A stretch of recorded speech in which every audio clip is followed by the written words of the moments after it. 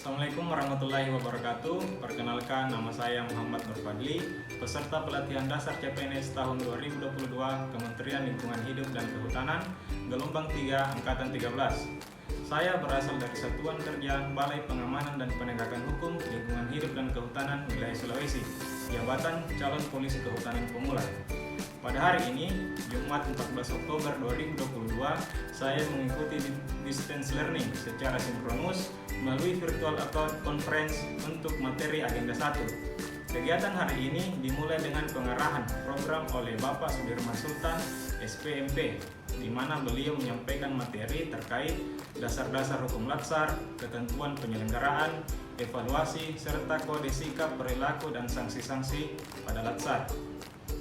Di mana pada kode sikap perilaku di sini meliputi kewajiban dan larangan selama mengikuti pelatihan dasar CPNS. Dalam pemaparan, beliau juga menyampaikan poin-poin yang harus ditaati sebagai peserta pelatihan dasar CPNS tahun 2022. Setelah mendengarkan pengarahan program di awal, kemudian kami melanjutkan mendengarkan materi agenda 1 oleh Bapak Widyaswara, Bapak Dr. Yusuf Lilin, SUMP.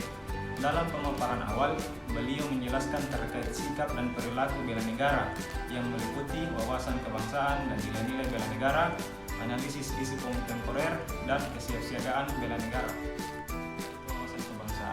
Wawasan kebangsaan yaitu cara pandang yang dilandasi akan kesadaran diri sebagai warga dari suatu negara akan diri dan lingkungannya dalam kehidupan berbangsa dan bernegara.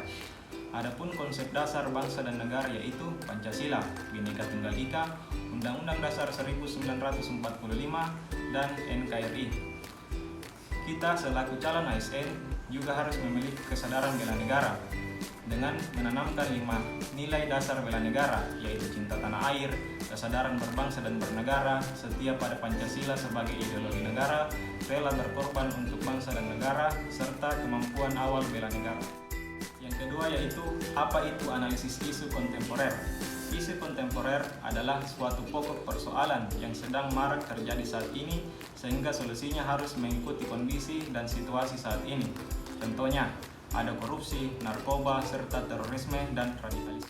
Yang ketiga, apa itu kesiapsiagaan bela negara?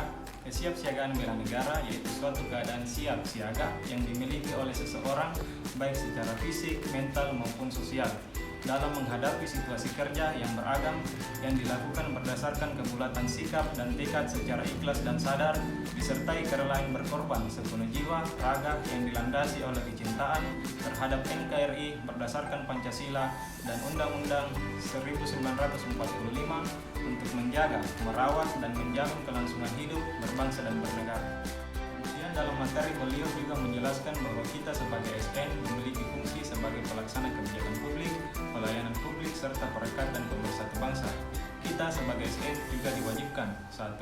Memahami dan meningkatkan wawasan kebangsaan dalam kehidupan berbangsa dan bernegara. 2. Memahami dan menganalisa isu-isu kontemporer yang beredar di masyarakat. 3. Kemudian melakukan praktik yang mencerminkan kesiapsiagaan fisik dan mental dalam kegiatan bela negara di kehidupan sehari-hari. Terakhir, sebelum menutup materi hari ini, beliau juga menyampaikan terkait kegiatan asinkronus yang akan kami lakukan seperti tugas individu dan tugas kelompok yang akan diupload di Kolabjar. Mungkin hanya itu yang dapat saya sampaikan. Assalamualaikum warahmatullahi wabarakatuh.